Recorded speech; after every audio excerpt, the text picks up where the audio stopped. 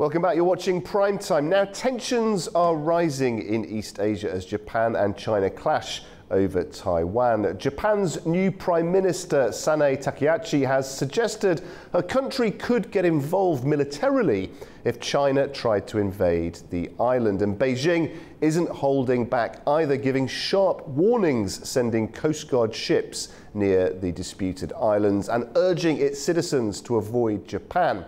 Well, the situation has sparked fears of a wider regional crisis, and economic and diplomatic tensions are already being felt. Japan's new Prime Minister, Sanae Takaichi, has said her country could intervene militarily if China tried to invade Taiwan. Beijing reacted angrily, calling it a military threat and warning of a resolute counterattack. China has sent Coast Guard ships near disputed islands and issued travel warnings for its citizens in Japan. Japanese media report that diplomacy is underway to ease tensions, and analysts say this is just the beginning. I think we're just starting. China's just starting in terms of the pressure that it's going to put on Japan. And the question is, how will other countries respond to, for example, Chinese tourists not coming to Japan, or the seafood and fishery resources not being imported into China? There's lots of choices. It appears that many friends of Japan have already started booking trips to Japan to try and make up for the Chinese not coming. We're going to see Japan try to diversify its markets to other states. Taiwan's status is the flashpoint. China claims it as a province, while Taiwan operates independently. Japan, hosting a major US military presence, sees any Chinese control of the region as a security risk. While war remains unlikely, increased military activity raises the risk of accidents. Already, trade, tourism, and cultural exchanges between the two nations are being affected. Well, joining me now to discuss this in more detail is the political analyst Ross Feingold, who is on the ground in Taipei for us. Ross, very good to see you. What has Japan's new Prime Minister said then, in reality, about the possibility of military action? I think you just used two key words that you actually don't really know what they mean. One is reality. What does she say in reality? And what is the possibility? So the position of Japan, very much similar to the position of the United States, has been ambiguous over the years whether or not they would actually come to Taiwan's military defense and try to fight on Taiwan's behalf should China invade Taiwan. Of course, if there is a military conflict between China and Taiwan, Japan's military would be on the highest level of alert. They would have to fly their aircraft and sail their ships to monitor what's going on in a war that would really be very close to Japanese territorial waters and Japanese islands. That's not necessarily the same as intervening. In addition, there are tens of thousands of Japanese residents here in Taiwan, as well as tourists at any given moment. And it's understandable that if there is a conflict, that Japan would want to evacuate its nationals. So it's very possible that new Prime Minister Takaichi was simply saying that if there was a conflict between Taiwan and China, that Japan would be on high alert, and they might even have to dispatch their military to evacuate their citizens. She didn't say in so many words that Japan would fight on Taiwan's side. However, because there was enough ambiguity in what she said, this has made China very angry, because it's very possible to interpret her words as meaning that Japan would in fact fight on Taiwan's behalf. I mean, why has she done this, do you think, Ross? I mean, we all saw the comparisons to Margaret Thatcher. We've had the press releases about the fact she doesn't sleep, she works all night. Is part of this another piece of positioning about looking tough to her own voters, do you think?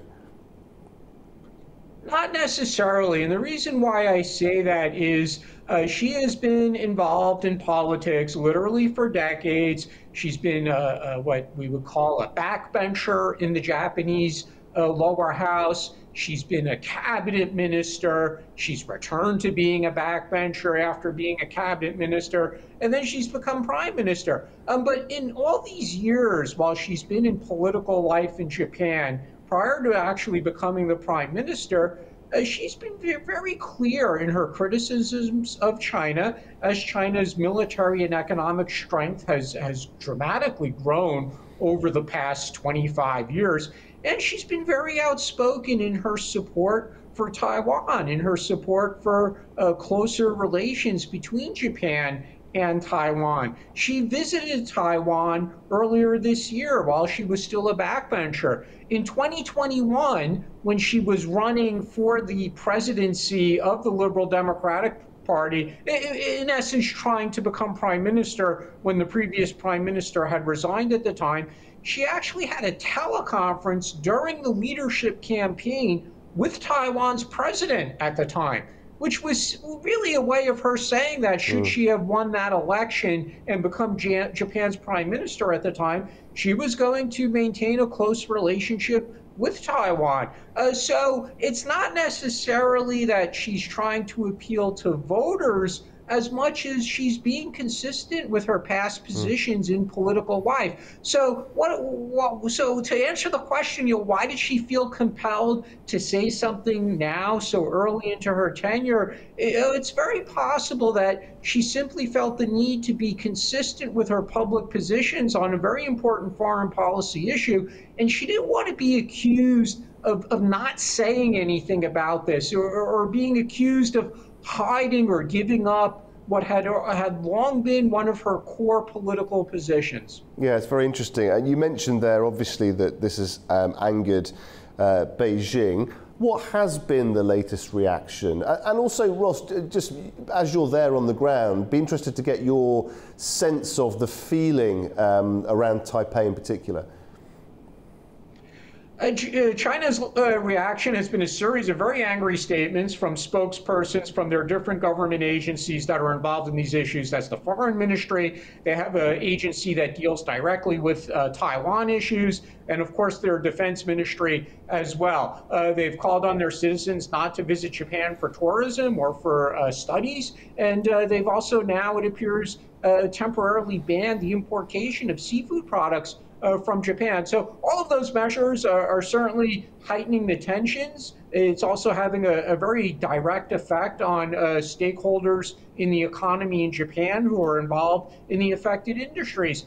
From here in Taiwan, on a people-to-people level, of course we see a lot of people on social media saying thank you to the Prime Minister of Japan, we stand with Japan, we're against China's bullying. So there's certainly a lot of chatter on social media that is expressing its gratitude towards Japan. The foreign minister here in Taiwan today publicly called on people in Taiwan to buy more Japanese products and to visit Japan more often. The president here in Taiwan at noontime today, Taiwan time, he posted a photo on his social media of himself eating Japanese seafood. So even the political leadership here in Taiwan is trying to show that they are taking Japan's side and that they appreciate what Japan's doing. But if I could just quickly say in that regard, a few years ago, China banned Taiwan's pineapples. It was a political act because China was angry at Taiwan. And what was the result of that? A lot of politicians in Japan and the United States and other places around the world, they posted photos on social media of themselves eating Taiwan pineapples, and they tagged Freedom Pineapple. So maybe we're going to see a lot of politicians around the world eating Japanese food and tagging Freedom Sushi or Freedom Sashimi. But that won't really address the pain that Japanese exporters will feel for their lost sales to China until they find replacement markets. And Ross, what do we know about any impact as yet on trade, tourism, cultural programs? Has there been any impact yet, or is it too early to assess that? Well, again, the Chinese government has called on its citizens not to visit Japan for tourism and not to go to Japan for studies. And there's already many media reports about hotel cancellations and also kind of, I guess, what we would call bed and breakfast kind of accommodations in Japan that have already encountered significant cancellations. So it's clear that people in China are reacting with their dollars. They're mad at Japan, and their government is saying don't go to Japan, and they're making the decision not to go to Japan. So definitely there will be an economic hit to Japan if this continues. And frankly, this looks like it's going to continue. It could be months, it could be weeks, but this is not going to be over in a few days. And the ill will between the two sides, not just on a political or government-to-government level, but definitely on a people-to-people level, the ill will last a long time. And Ross, finally, I just want to go back to Prime Minister Takaichi. We spoke about her consistent sort of policy, foreign policy positions. We've spoken about her sort of the comparisons to Thatcher, the sort of work ethic. From what we do know about her and from what she's done so far, how do we expect her now to react in terms of this political situation? Are we expecting more from her, or will she sort of look now to try and sort of, you know, say, okay, well, I've made my position and sort of back away from it? Well, one thing is it would be very difficult for her to retract her remarks or to apologize to China, because that would be a humiliation. So it's possible that she just says, I've spoken on this, I'm not going to say anything more. On the other hand, she's definitely under pressure from the business sector. Again, we just spoke about lost tourism dollars from Chinese tourists, lost sales to China as Chinese consumers stop buying Japanese products. So it's very likely that she's also getting phone calls from business leaders in Japan as well, who are saying, don't make this any worse. We need to do business with China. So she's definitely caught in the middle between a number of competing concerns. Ross, we thank you very much indeed for your analysis. Thank you very much for joining us. Thank you. Okay, we'll take a short break now. When we're back, Andy Mioch will be here with the very latest business news stories of the day. Do stay with us.